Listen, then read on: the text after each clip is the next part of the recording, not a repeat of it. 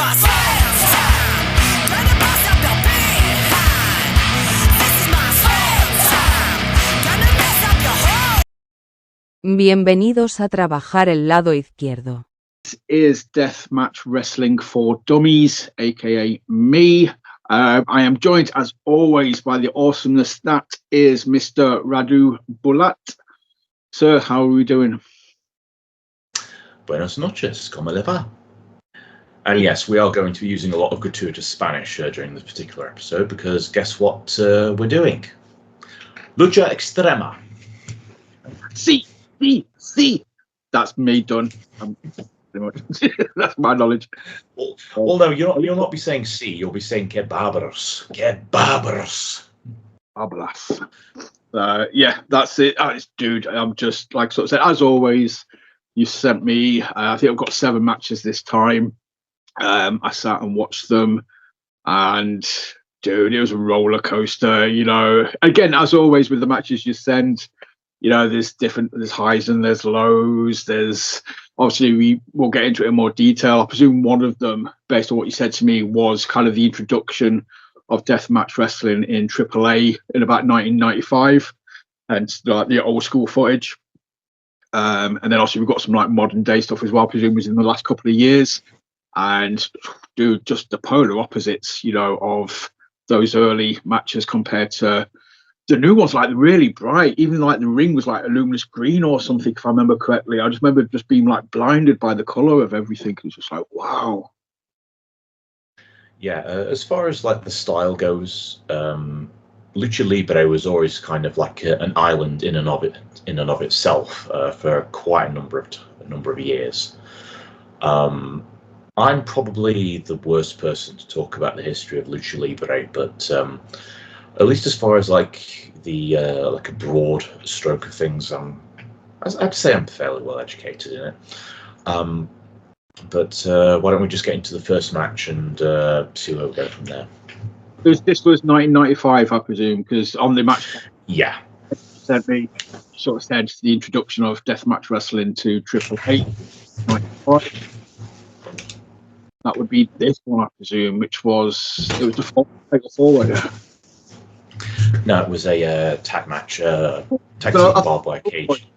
Yeah. At some point they started each other, and I thought it was a tag match. I went into it thinking it was a tag match, and then I looked up and I thought I saw them clocking each other, and I was like, okay, I'm confused. I mean, to be fair with you, if you're not familiar with Lucha Libre, you assume that, you know, like one masked guy can be interchangeable with the next one, which is a wrong way to look at Lucha Libre in general. But, you know, that's unfortunately the first impression that quite a lot of people that aren't familiar with Mexican wrestling. In this case, we have Psicosis, who eventually made his way to WCW, ECW, and WCW, and WWE, and, you know, he's pretty much a legend.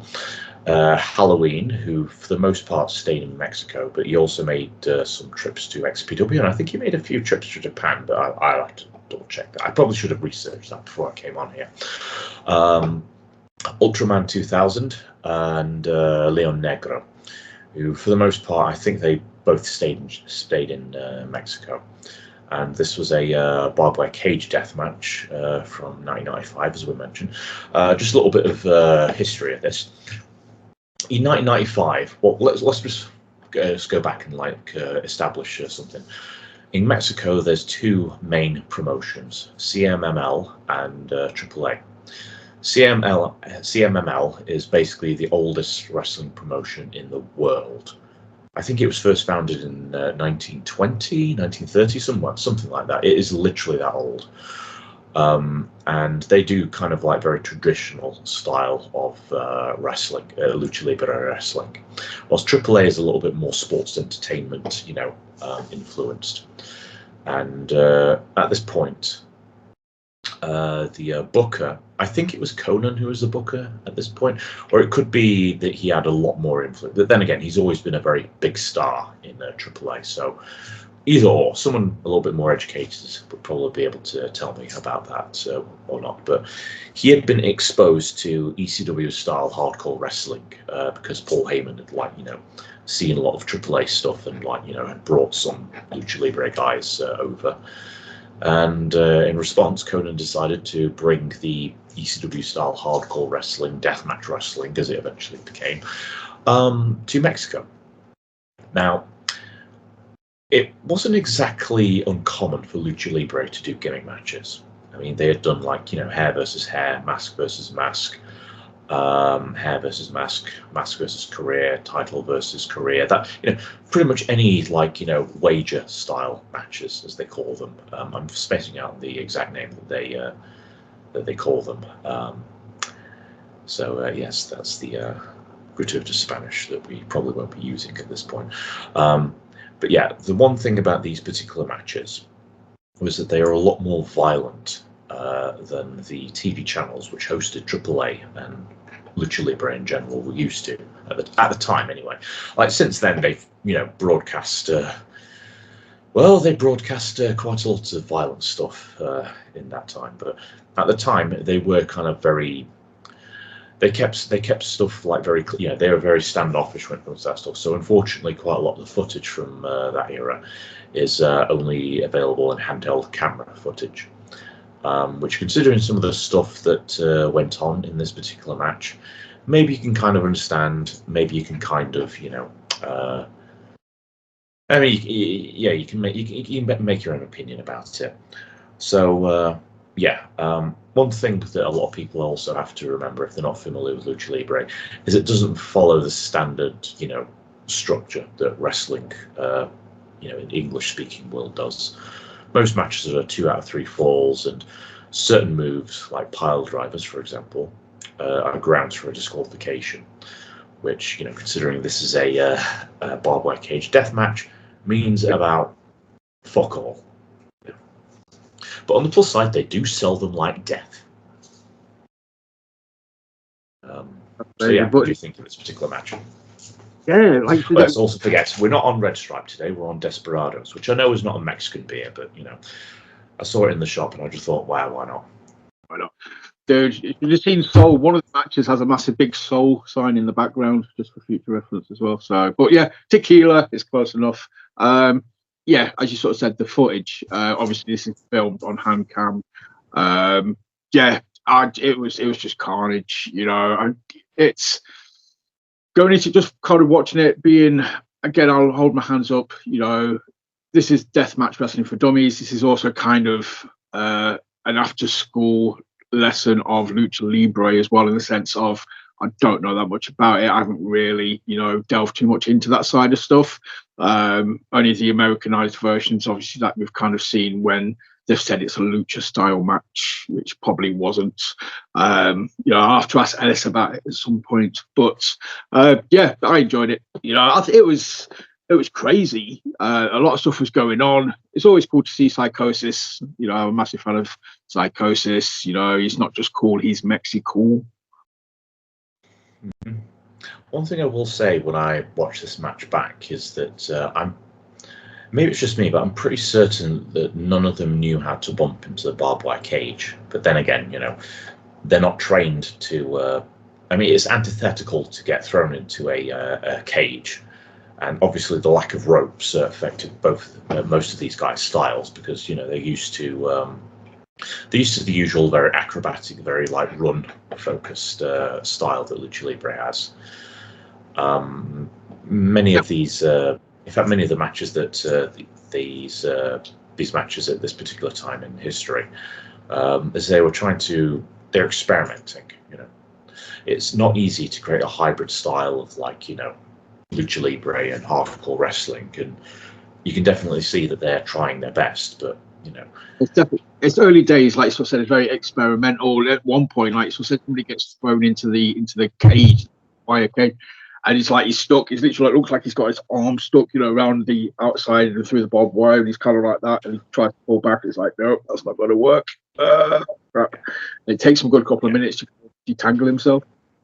Yeah, which is also, I think, a something that was used as kind of like a stepping stone, a foundation for what the style would eventually become into. One thing I will say, another thing I probably should have mentioned, is that because they can't go off the top rope, you know, a lot of the moves had to be modified. Like at one point, they tried to do kind of like an electric chair and a bulldog off the top, but they eventually realised, like, right, we can't climb up on here, so we'll just do it kind of like, you know, I'll stand in the corner, I'll run, I'll jump, and I'll, you know, bulldog the guy down onto the chair. That's it. Yeah, it's just a lot of. It looks scrappy, but I kind of that added to it for me because it's kind of like sort of said, you know, it kind of felt like we don't really know what we're doing, so we're just going to fight. It kind of it took them out of the comfort zone. But it just, I enjoyed it for that reason because it seemed more like a real fight because it was just like, what the hell do we do? Right, we're just trying to hurt each other. Yeah, which they no doubt did as the you know, backstage footage, which we saw like later in the match, or later in the highlights. You know, highlighting all the damage done. You know, the cuts, the burn marks, especially the burn marks from that one big swing when Psicosis got that barbed wire bat and basically set it on fire and did that one huge swing against I think it was Halloween that he did it against. But yeah, that one, sparks went absolutely everywhere, and yeah, the burn marks weren't particularly pleasant to look at, even though the footage wasn't exactly very good. No. And then everything that happened afterwards as well. Yeah, I'd say, you know, they came out with that fire swing. I've got that a clip of that, so that'll pop up while we're talking about it in about 2 seconds. But after that, but like the whole bit at the end, you know, where they're going through the crowd, and they've got like the massive spotlight on the wall. They pretty much look like they're hanging their dude. Again, I've no idea. Yeah, I'm pretty sure that they were crucifying or lynching him, and it was Leon Negro, I believe it was. And then they get saved by the Technicos, you know, which included Conan and Rey Mysterio. Coming out to Queens, another one bites the dust. Which, I mean, it made me smile. It was unexpected. Like, anytime you expect, you know, the cavalry to come, you expect, you know, something like, you know, the Shields theme song, which is always a really good song to get everyone hyped, or Steve Austin's theme song. You don't expect Queen's Another One Bites the Dust in order to, you know, signal that, you know, help is on the way. And there's also a little cat fight with the valets as well afterwards, which didn't really go anywhere. But, you know, it's Lucha Libre. Stuff like that happens quite often, I've noticed. The music, obviously, I've just sidebar. Obviously, all the matches we're talking about, I will copy and paste from my messages into the episode description if you want to go watch them. But the music at the start of this is where I'm going to put myself out for ridicule if needs be. But I'm a massive fan of Bring It On. I love that film so much. And the music at the start of the match I know it from Bring It On, and I was just like, for some reason, I was just like, well, I think we're going to get like deathmatch cheerleaders or something. And it's like, oh, yeah, no, I forgot. No, we're not. Okay, back to reality. But yeah, it's just that music. And like sort of said with the use of Queen, I loved just, the music in this match as well. Just put a massive big smile on my face. Oh, yeah. So, but yeah, man. What was after this one, though?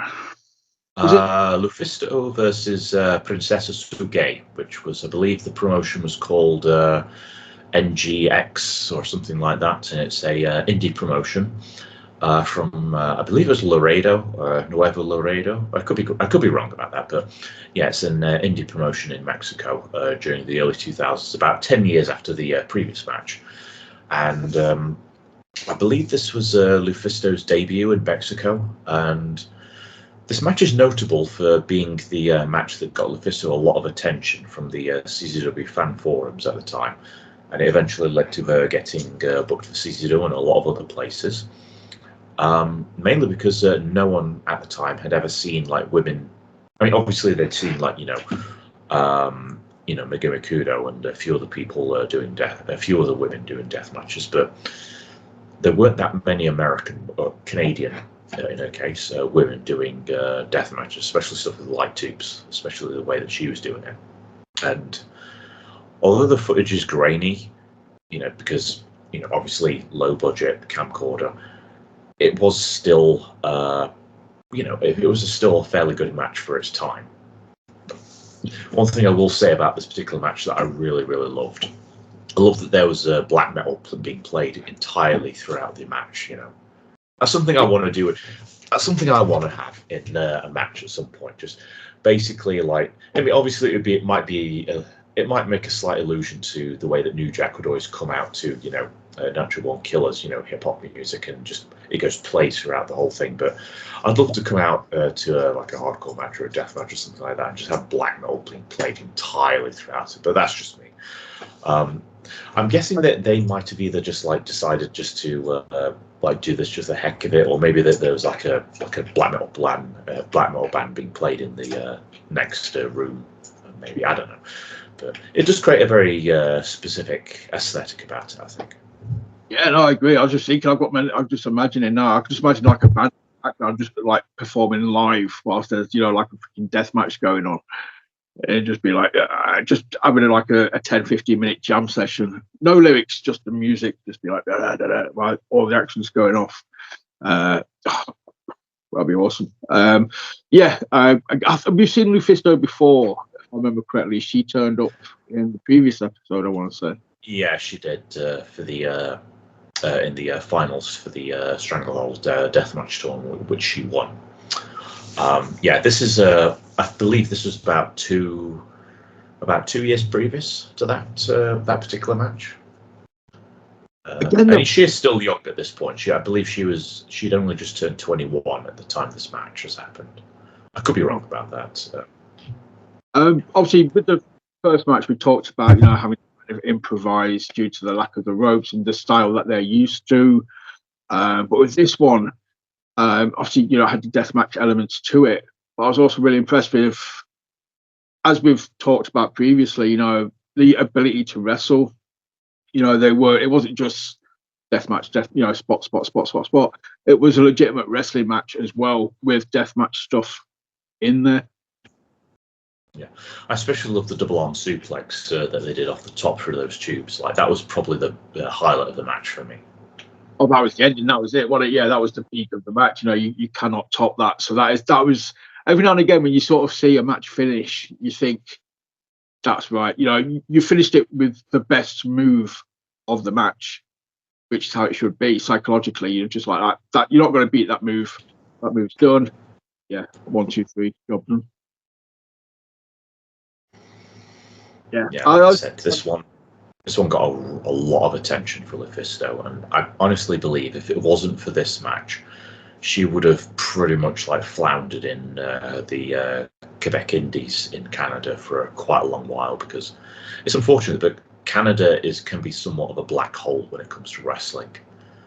There's a lot of, if you're familiar with the scene there's a lot of really talented guys and gals as well. But unfortunately, because of the way that Canada is, as far as like its wrestling scene is concerned, starting there or getting into that scene, you can kind of find yourself being, put into a box almost. Oh, sidebar. Obviously, I sent you a couple of reels that I did. Some title matches from back in 2016, and that had a lady in it called Addy Starr. And if memory serves me correctly, I'm pretty certain she was Canadian. And they were both kind of hardcore matches. So, yeah, I'll definitely say, Canada breeds some hardcore women. Oh, yes, absolutely. But, yeah, it was a good match. Like I said, the ending of it was that good. That double arm suplex, that's kind of my lasting impression. I can remember enjoying it and there being good moments, it being really smooth in places. Just that double arm suplex off the top was just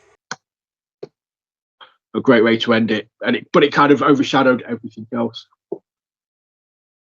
Yeah, well, that's kind of the way things are sometimes. Yeah. Okay, so next one is from the DTU promotion. It's a 6-way death match between. Well, it's kind of like a deathmatch twist on a usual lucha trope. The foreign rudos, heels, versus the Mexican technicos, or good guys, baby faces, whatever you want to call them. We have Eric Ryan, G-Raver, Kenji Fukimoto, Cíclope, Miedo Extremo, and Violento Jack. And what can we say about this one? It was carnage. It was awesome. Hate the referee head cam though. That did my nut in. That's the first thing. I want to get that. Like it reminds me too much of like the referee camp from like early 90s WCW. I hated that stuff. It looks so ridiculous. And who's editing the matches together as well don't get it right. You get like 2 or 3 seconds where the ref's just looking down and picking pieces up or cleaning the ring. You're like, mate, you're missing all the action. Switch to another camera or something. But it was carnage. I don't know if it was this match or another one later on. It might have been the main event, but it might have been a few of them actually.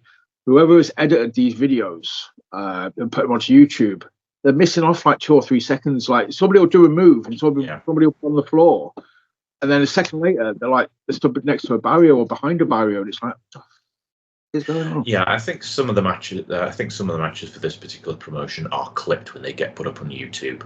Whether it's because someone effed up and it didn't exactly, it kind of interrupted the flow, admittedly. But if you focus purely on on what's being presented, it is pretty good stuff.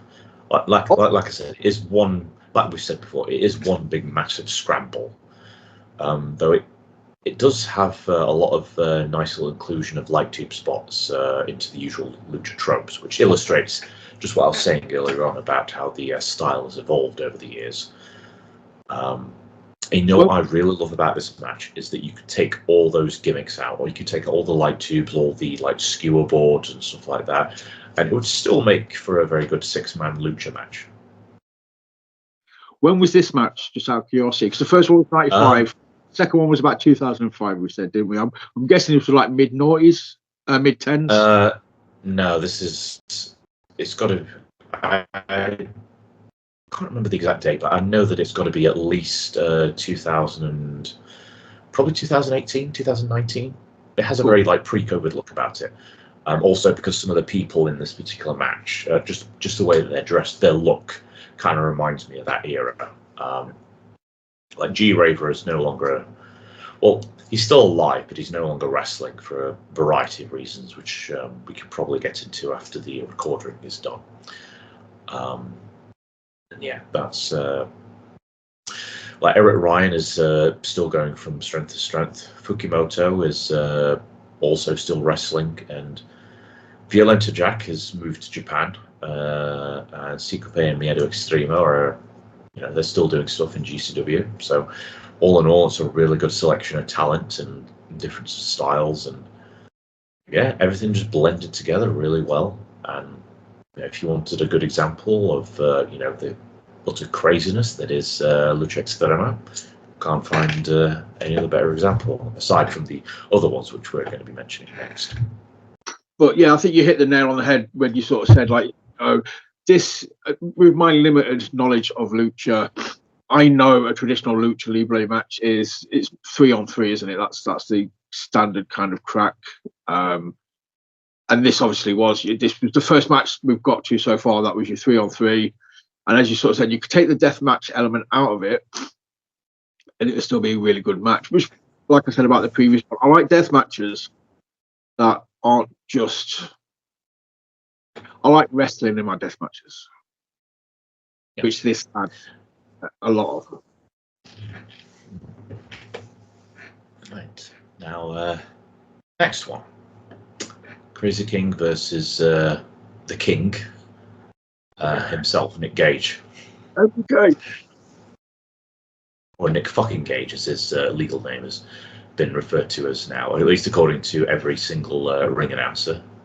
I'm assuming they're not just putting in there for the sake of gratuitous expletives.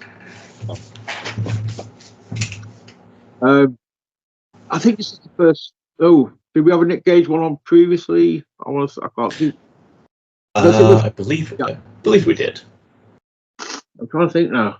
We've had a Nick Gage match on previously, but obviously he's one of the names that even dummies like me, I already know about. I know a bit about him, either be from Dark Side of the Ring, or his time in AEW, his couple of matches in AEW.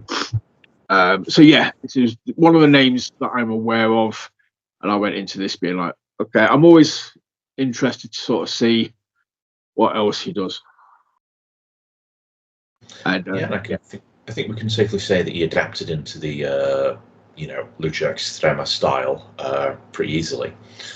I will say the person that he was working against, Crazy King, he's a lot more of a character than a lot of. I'm not saying that luchadors aren't good character workers, but Crazy King, at least compared to a lot of his people that are around him, he's a lot more character focused. I mean, he's cartoonishly crazy, but it's in a way that's entertaining rather than just being just half-arsed, like quite a lot, because quite a lot of people who do crazy gimmicks, they can be somewhat half-arsed about it. It's just like, oh, I'm crazy, so I do stuff that doesn't make any sense, when reality of the matter is that if you're going to be doing a crazy character, it should evoke emotion in people, not just like do stuff because you can't be bothered to learn psychology. There we go. Yeah, no, but the bit again, obviously, the staple gun comes into play. So it's the usual Nick Gage staple, literally in this case. That's it. But the one on the tongue, straight out of the bat, was like, oh, dude. Yeah. That's the first time I've seen that, and that kind of made me go. Yeah, I first saw that in a match with JC Bailey like at least 20 odd years ago, and I mean, even if you've had tongue piercings or anything like that, it does create a lot more of a visceral reaction when you get something like that put into your tongue. It's like, no. But again, it was what I like about it. It wasn't just obviously Gage was there. Crazy King was the hometown boy. I'm always interested as well when talent comes over, how they kind of get used in all aspects of wrestling. Whether they use the bigger name or the import name kind of thing to put over the homegrown, or whether they use the homegrown talent to feed to the bigger name kind of thing. And I thought this was a really good sort of back and forth, very even, and everybody got the shine kind of thing. Yeah. One thing I will say about this that I thought was kind of funny is the ridiculously long light tubes, like the 10. I think it's at least like 6 or 7 foot long. I don't know where they got them, but bloody hell. It kind of made for some. You may as well have been able to like hit someone with a light tube from the other side of the ring at that point. It's like Go-Go Gadget light bulb. It's like Bosch. There you go. I was going to mention that because we've talked about it before. You've mentioned, like the different kind of obviously the sound different, I don't know, thicknesses or something. You've mentioned like 10s, 12s, 14s or something like that previously. Yeah, the different gauges of the light tubes. Yeah, they make different sounds. The different. It's like they use their sounds are better than the ones that we're allowed to use, kind of thing. And I started noticing that when I'm watching stuff now. And I think in this one, the sound wasn't as good. It's more just like a little noise, and I was like, they're crappy light tubes, or they're not as good light tubes. Yeah, I think they must. I don't know for definite, but I think they probably were T8s. The ones that unfortunately they're environmentally like better. I don't know how it works, but apparently they're better for the environment, but they don't make as good a sound when they break.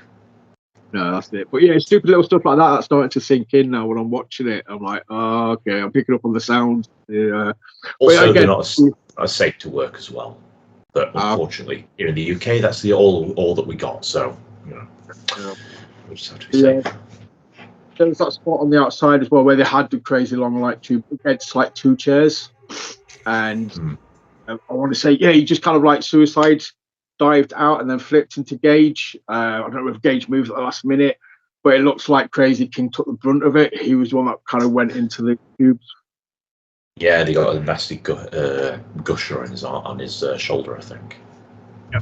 But there's a scene after picture again. One of the pictures that I've taken that kind of it embodied the match. Gage, he's just kind of sat with his back to the chair, and Gage is just kind of laid on the floor outside, with just blood pouring down the top of his head, kind of thing. And all very visual. Yeah, the finish was pretty nasty and all, wasn't it? Remind me, what was this? Oh, no. Right, I got distracted because Crazy King took hence he must be crazy. He took his shoes off. Yes. And my head just went to Die Hard. I was like, oh, fuck, it's going to look like something I die. You're just going to see him getting dragged with like blood pouring out the bottom of his feet or something. And then, he kind of went for a choke slam and choke slammed him into a backbreaker. Yeah, that's one of Nick Gage's staples, the choke breaker, and then he went. Basically, what happened is that Nick Gage basically put a Crazy King, feet first into the drawing pins, then gave him the choke and breaker, which led to him doing the running boot scrape. That was it. I love the little. I was going to bring that up. I was about to mention the. I love his little jump and skip before he starts running. Nick Gage. It's like, oh. Yeah, it's just one of the things that you kind of do. If you have certain moves, like Randy Orton, anytime he's doing his power slam, he always kind of like claps his hand before he like catches it. It's mainly more of a timing thing, like if you start talking to wrestlers about the specific things that they do before moves. They just do that just to get the timing or just to get the positioning right. It's kind of a mental mapping thing more than anything else. Okay, great. It just looks good. It just made me laugh. It's kind of like, again, we're talking deathmatch wrestling, but it seemed like really cartoony. Like a little jump in the, like when you see somebody like start running, or like Wile Coyote running in midair before he falls or something. I kind of just got that kind of. There you go. I mean, wrestling can be cartoonish at times, so maybe it's intentional, maybe it's not. It was just, I thoroughly enjoyed it, and Crazy King, kudos to that man for even there's Crazy, and then there's Loco, and taking your shoes off in that ring, that was just stupid. Yeah, que barbaros. Was it ZONA 23 or Mickey Knuckles next? It was the Sadika versus Mickey Knuckles from Loco Wrestling, which is actually based out of Houston, Texas. But I decided to include this because it involves Sadika, and Sadika and Mickey Knuckles have worked matches in Mexico before, and this is the only one. I think, is probably their best match out of the number that they've done. This Sadika, sorry, I'm absolute trouts in pronunciation. She was in the Junkyard match in the last episode, wasn't she? I thought. Yes, she was as well. So yeah, we've seen both of these ladies in the last episode, but against different people. And this time, it's nice to see her in a wrestling ring this time, as opposed to being in like a freaking junkyard, which we will see later. But it starts off with that sitting duel spot that I noticed last time. Yeah, it's a staple of Mickey Knuckles. She likes to do the bar fight spot with strikes. In this case, the overhand chops into the and live tubes as well. Like it's, I think it's something she picked up from Negro, but it's a lovely spot, and then it leads into them deciding to take some light tubes and start doing kind of a clash to the shoulders with the tubes, and what can I say? They always have the best openings. They don't need to do any there's no pageantry, there's no holding off of the light tube. It's just kind of no, fuck it, let's just fucking go for it. It was just like I said, get it out of the way, get it done. That's what people want to see, but the fact is they start like that and it gets better. You expect that to kind of be one of the highlights of the matches, but that's the first 5 minutes of the match. There's so much stuff happened after that. It's just that's crazy. You think back, you're like, oh shit, it started, with that bar fight spot. I'd always expect that to be towards the end, if not for anything, just to let them have a sit down for 5 minutes.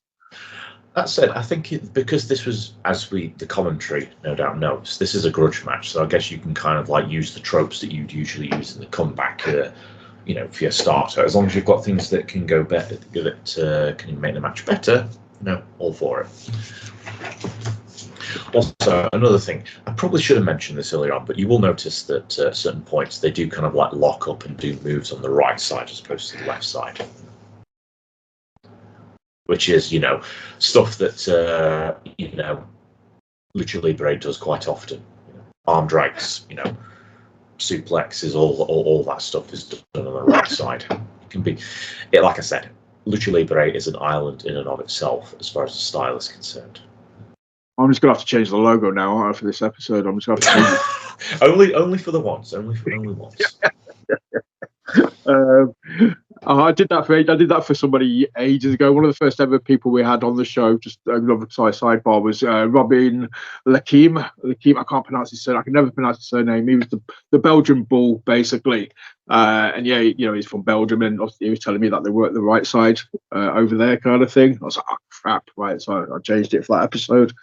So hopefully I've got that match graphic kicking around somewhere. I'll just use that. But I want to mention make sure that you put it in the. Make sure you put the text in the style of the Mexican flag as well. Oh, yes. Idea. Oh, man, that's what. Yeah, I should have thought about this before doing this. Cause, yeah, probably should have thought about this before. But anyway, let's continue on with the match. Dude, the door spot. There's one bit where again, I've got the video will pop up in a minute after I've talked about it. After we've talked about it. Mickey Knuckles gets Irish whipped into the door. It's up against the side of the ring on the outside, and obviously she goes into it like bosh, and the door just folds. It just looks like it looks like she hit it so much force. It didn't break in the standard way. It's just she's hit the bottom of it, and it's just gone straight over. Yeah, like you couldn't get the same reaction or the same effect with a table, as you can with the door. Like I have no idea how or why people started doing doors, but I mean, from a viewing standpoint, it's absolutely incredible. But I always like have this like feeling deep in my heart. Like anytime I see someone go through a door like that, I think, oh my god, please be okay. That's it. Visually, I'm just like, I had to watch it back 2 or 3 times because he sort of said it's weird. But it's so different to what happens when you go through a table. It totally took me by surprise because I'm conditioned to seeing people go through tables. Yeah, it just totally sort of like, did I see that right? I was like, no, yeah, that happened. But yeah. One little thing that I really did like in this match is when Mickie got a couple of tubes and she like hooked them behind her arms, kind of like that, and then she did her senton onto Sadika like that. So I'll mention them detail, but I love little things like that. And it was the third one as well. It was like because she hit one senton, she hit the second senton, and then she did the tubes for the third. I was going to mention them because they were one of the best looking sentons I've ever. Because normally when people hit it, you can kind of sort of see that they're just either so they're just slightly over when they hit it. I don't know, obviously because it's a death match. It's like just fuck it, let's just go. There's probably some reasons why she's going full on like that. I'm not going to speculate. But this was her shoulders landing square on the chest kind of thing. It was just like, oh yeah, that would absolutely freaking just smart. And the fact that she did it 3 times, I was just like, that gets the hat tip. That was just superb. And then we had the spot on the outside again. The stuff on the outside was just. I'm trying to remember if it was a door or if it's a table that had some stuff on top of it. But there was fighting on the ring apron. It was basically it was 2 doors that were propped up by some of the chairs, and then Sadika went up and did the twisting splash that she uses as a finish through them. She did like looked like they were trying to suplex one, and then they just kind of got hooked a leg behind her, and then just like choked her backwards onto it, and then she went up and did the spinning corkscrew, but she slammed her through it originally before she went up onto the top. It was just it was one of those moments where you had like 30 seconds of like who's going through it. It was like back and forth before she just hooked her leg on the back and just basically kind of rock bottomed, but without leaving the apron. But yeah, again, just looked very good. It's the wrestling aspect of it. Where I'm just like, they can work. That's the thing. Yeah, Sadika is easily one of my favourite women's deathmatch wrestlers, personally. But yeah,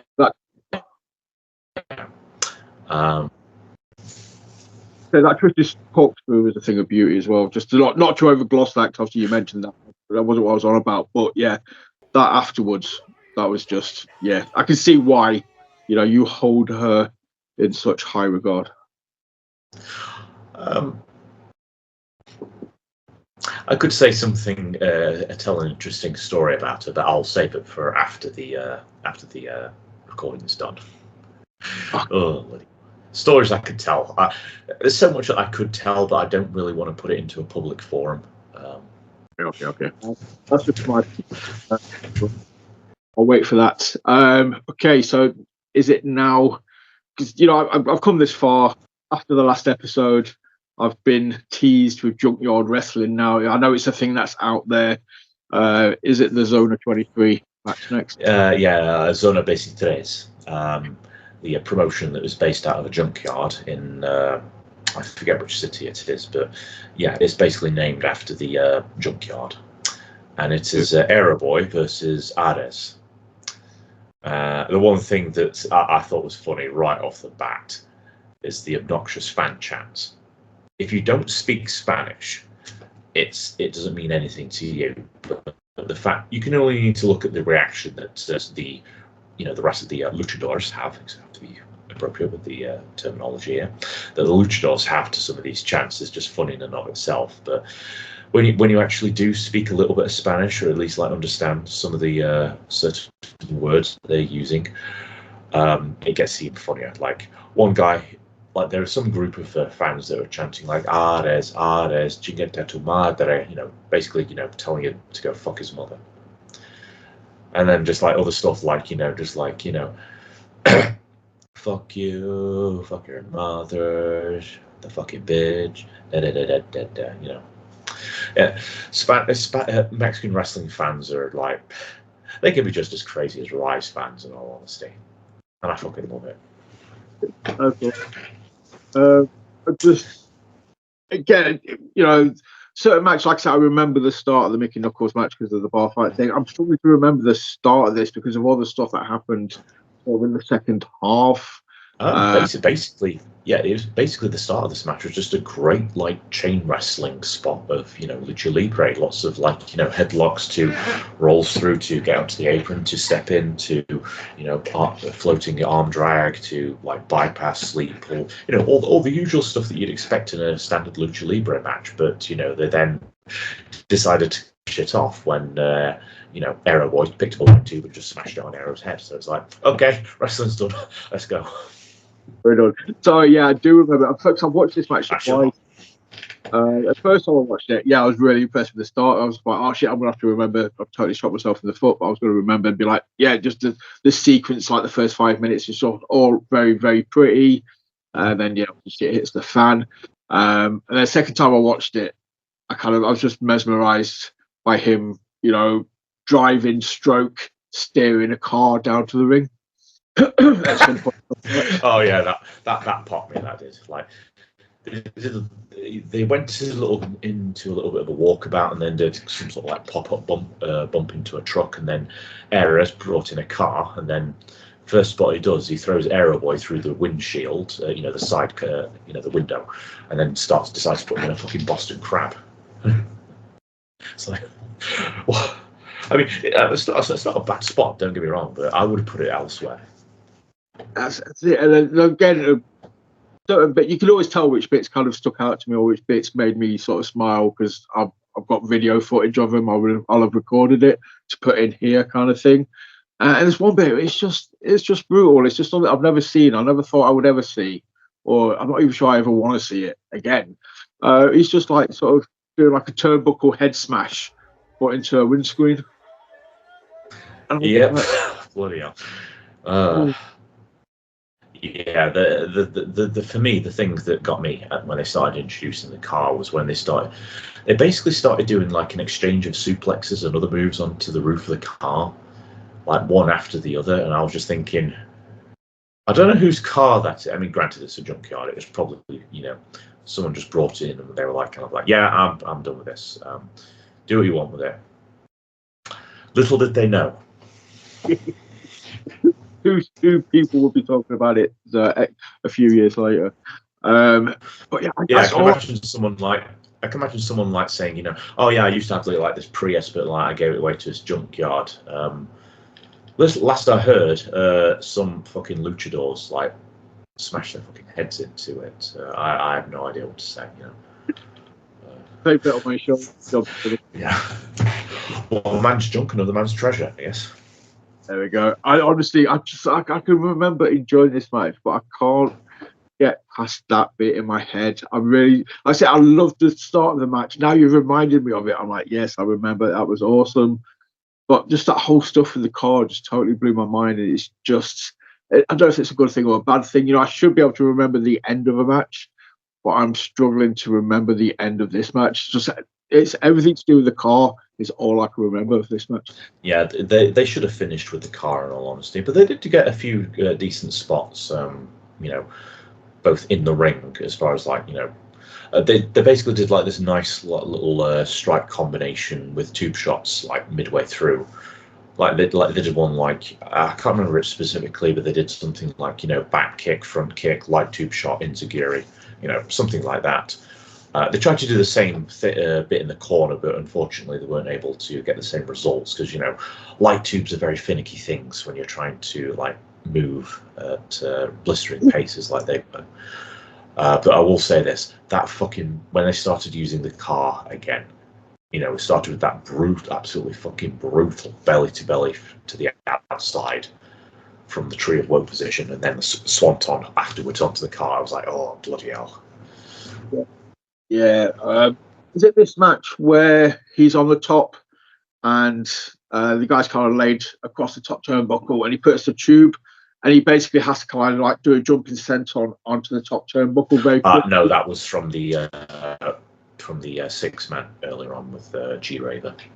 Yeah, it all kind of blurs into one at some certain point, doesn't it?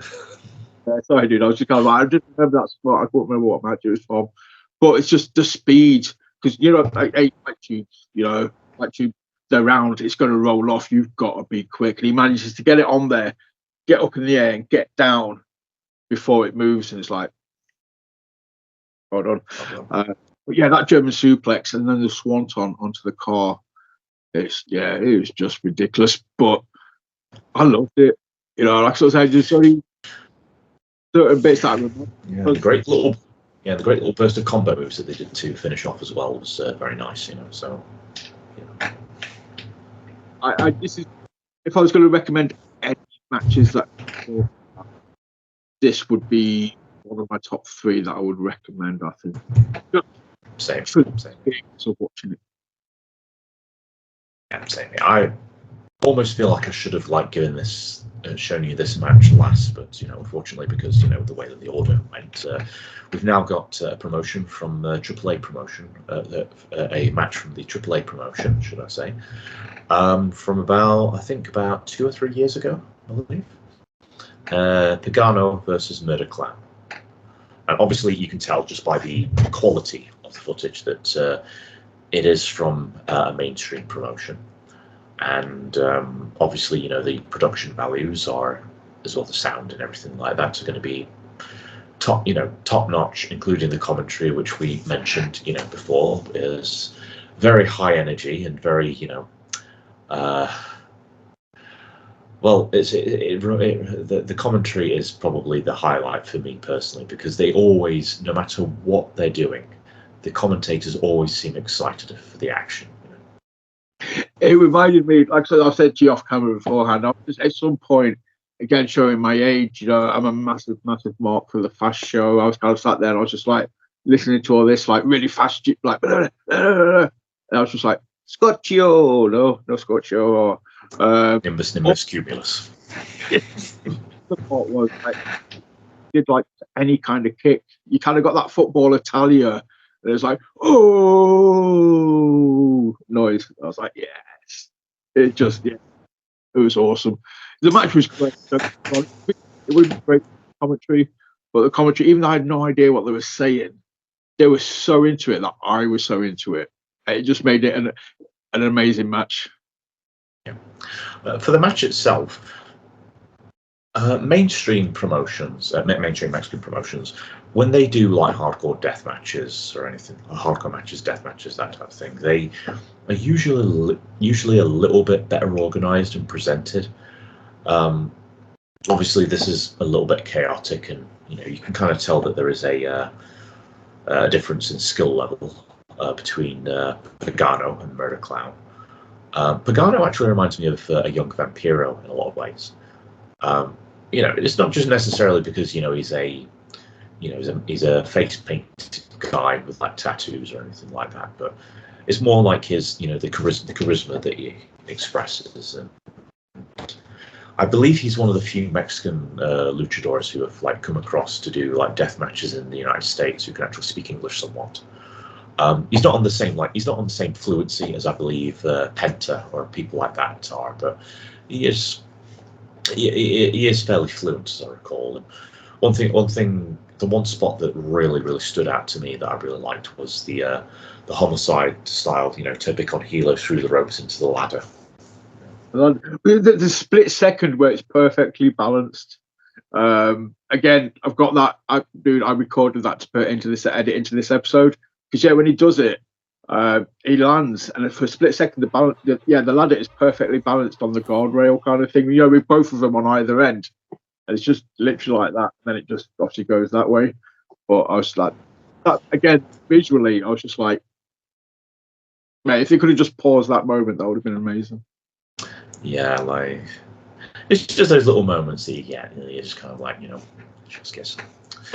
I will say this: I do think it was funny that they did some like editing job when Pagano missed the moonsault off the back. Like he was trying to do kind of like a moonsault off one of the barriers in the crowd, and he was trying to do it on top of Murder Clown whilst the ladder was on top of him. But unfortunately, he missed it by a fucking country mile. He ended up landing in the seats, and he must have like landed in his gut. It was like, oh, that's not good. That's not good at all. Obviously, you'll know other people that have done this, but I'm getting obviously mainstream fan. I just got massive Mick Foley homage, where they're dropping the barbed wire, kind of around his arm, and he was just laying into him. So anytime anybody wraps himself in barbed wire, that's a Mick Foley thing for me. Yeah. But they did make up for the Miss Moonsault bit with the senton to the outside from the top to the table. So it's kind of like, that one fan who probably was like, stupid puto, was then like, afterwards. It's like, yeah, fucking worked. Yeah, what's Spanish for eat my words? Sorry, there we go. But yeah, Murder Clown I thought both of these guys, like I say, it's just not. These are two that I've not seen before. They haven't been on any other episodes that I'm aware of or that I can remember. But Murder Clown was awesome. Just his whole presentation, his character, everything about him was very, very cool. Yeah, it's very antithetical to the stereotypical image of a luchador.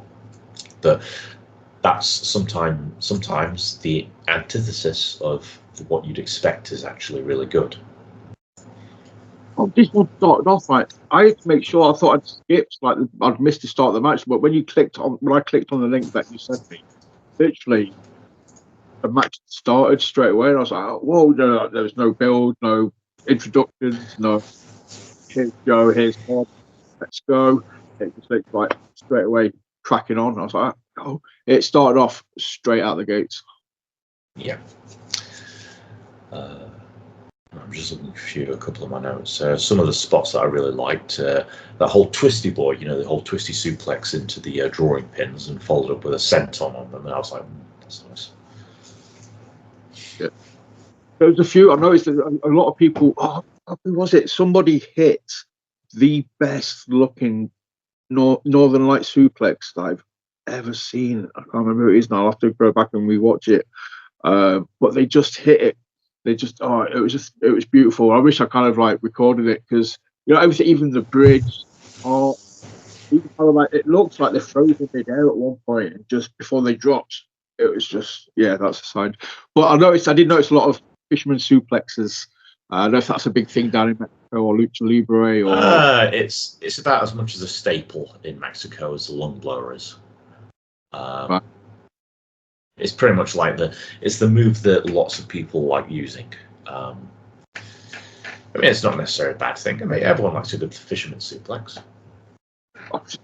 It's perfect. Oh, one bump I should probably mention that really made me cringe in this match was the bump from the top rope that Pagano took on the edge of the light tube table at some point. towards the end. Yes, it was just. The tables.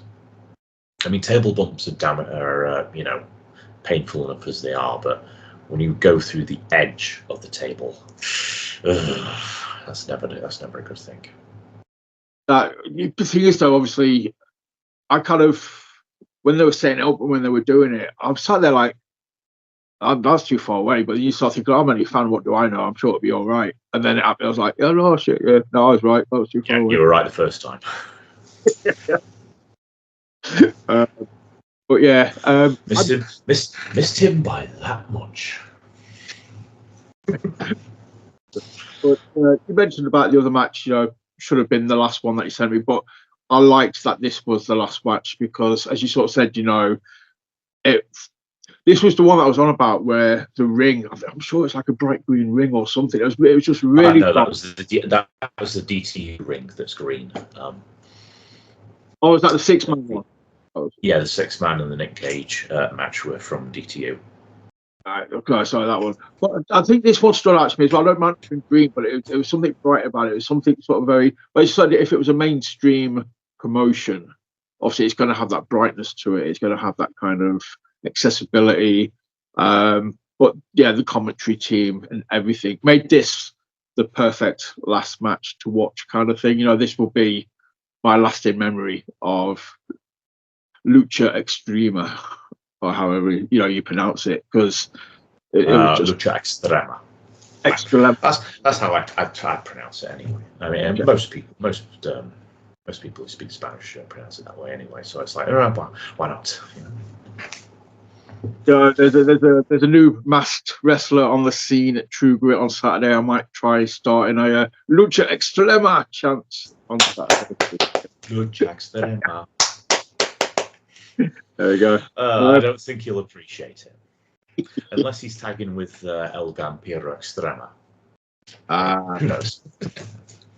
But again, I just don't know whether it's intentional or whether you send me these matches in a specific order, or if you kind of think like, we'll start here. If you plan it out, I just want to give you your flowers. I think so far every episode, all the matches you've sent, they've flown really well when I've watched them. You kind of got that early stuff up to the modern stuff, and it's kind of the trajectory has kind of always been on an upward curve, pretty much from start to the end.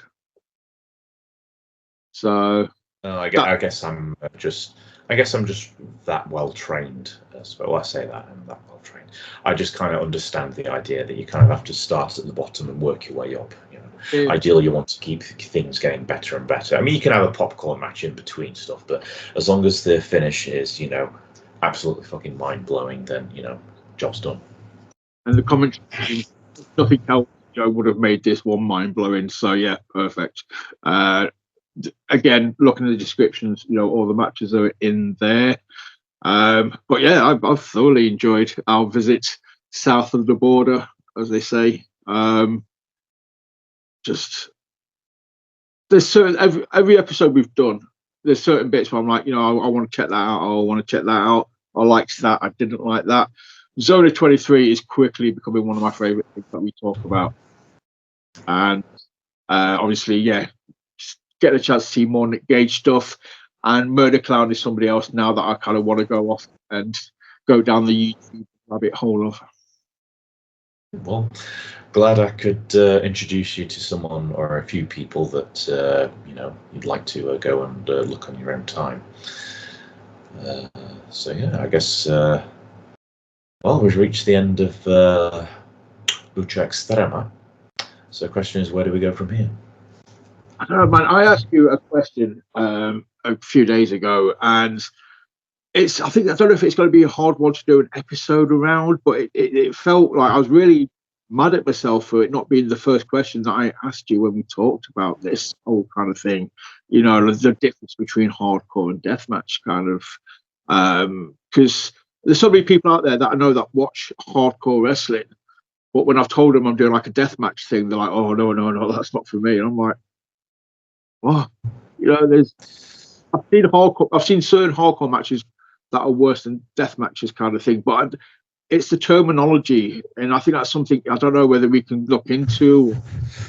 I think probably, maybe, but it's not really something that I think we can like dedicate an entire episode to. It's just like, well, it's kind of like we said, a couple of days ago when we had this discussion. Hardcore, deathmatch, ultra violent, extreme, it's all just like marketing names. You can basically Lucha Libre doesn't mean anything to anyone if they don't speak Spanish. But because it literally translates to like free fighting, it almost like insinuates that it's kind of like, MMA or like, Vale Tudo, or it's just basically a marketing name, I think. Like, also to a certain extent, hardcore, like most people, whenever they think hardcore wrestling, they usually think of, pots and pans, ECW style hardcore stuff, even though they did have like, blood in a lot of in some cases, just to get my words out. Excessive bleeding, which I think is a thing that quite a lot of people who are kind of a little bit standoffish about deathmatch are really concerned about. There is that argument that, a deathmatch isn't a deathmatch unless it includes like glass or barbed wire or, gussets or anything else that, can induce like, excessive bleeding. But, as we said before, you can have that stuff happen in like regular matches or hardcore matches. It all depends, like, just how deep you gig, I suppose.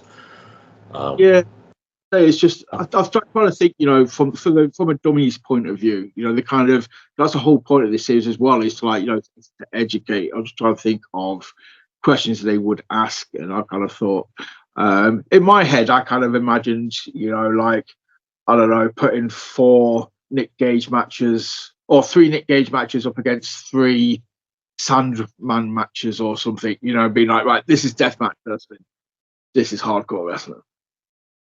That's how I possible. I don't know. The other stuff we could probably do is, this is like also includes like, just straight wrestling as well, but not all wrestling has to happen inside of a ring. Some people like do promotions where there is no ring to speak of. There's also the question of, what happens when you put a deathmatch worker up against a guy who's a pure wrestler. Maybe we could even do an episode of people who are really, really good at telling a story in death matches, and also provide one example of people who really, really don't know how to do a story with their gimmicks. But I do think we could probably... We want to be careful about that one, because we don't want to bury anyone, well, at least no one in the deathmatch scene, obviously. But there are probably, there's probably some people out there that kind of like could make their own examples. But I am thinking of one particular match from a mainstream promotion, an American mainstream promotion, where they tried to do deathmatch spots, but they weren't able to do it with quite the same degree as people who do deathmatches on a very regular basis. Oh. We could probably leave that for later in the year, maybe. But quite cool. I think definitely we'll discuss it. Over a few days. I do want to somehow think of something that we can do to, or if I can get access to matches, or if you've got access to them. I really want to watch the David Arquette Nick Gage match at some point. Maybe we just do a Nick Gage episode. I don't know. I just want. I think we could probably put that on the list. There is a lot of Nick Gage matches that I'd love to like introduce people to, if not necessarily for like the quality of the match, because Nick Gage is king, then also because of like the utter hilarity that Nick Gage can be when he's taking himself so deadly seriously, and also because he's such an awesome dude to be around, genuinely like a very nice guy as well outside of the ring. But yeah, will be for future discussions. So it sounds like we've got plenty more to go into anyway. We've got lots of options. We just need to whittle it down, fine tune it a little bit, and see what's going to be what. But no, dude, I have thoroughly enjoyed this trip to Mexico. So we will let the people go. Please let them know where they can find you on the socials, though. Well, you can find me on all good social media sites, Facebook, Instagram, Twitter. X. I'm dead naming him. Sorry, it's still Twitter in my eyes. Yes, you can find me at Radu Bulat or Radu_Bulat. And just if you like what we do and you would like to get some merch, by all means, message me and we'll see what we can do. I have t-shirts, I have 8x10s, I have used weapons, and I have myself, which is more than most people. It's more than what most people get. And obviously, if you follow us, we will obviously always tag Mr. Bulat into the post. If you're not following him, please do so. And like I say, check him out. Speak to him about Deathmatch Wrestling. Buy some merch. Buy some used weapons. That's pretty freaking cool. But obviously, if you're not following us, if you're a first-time viewer, please hit us up on Twitter/X at WTLS420. And on Instagram, my boy Ash is there at WTLS316. And we are on Facebook as well, obviously. But that is it. I am slowly learning the deathmatch ways. I still refer to myself as a dummy, but I'm going to get a graduation cap or something for the. If we ever do like a final episode, I want to graduate. I want a gown. I want a cap. I want to stand there and throw it up. And but yes, that is it. Normally, I would tell you to work the left side, but this time I will say thank you for watching. Hit like, subscribe, share, comment, and remember, always work the right side. And we will see you again very, very soon. Goodbye.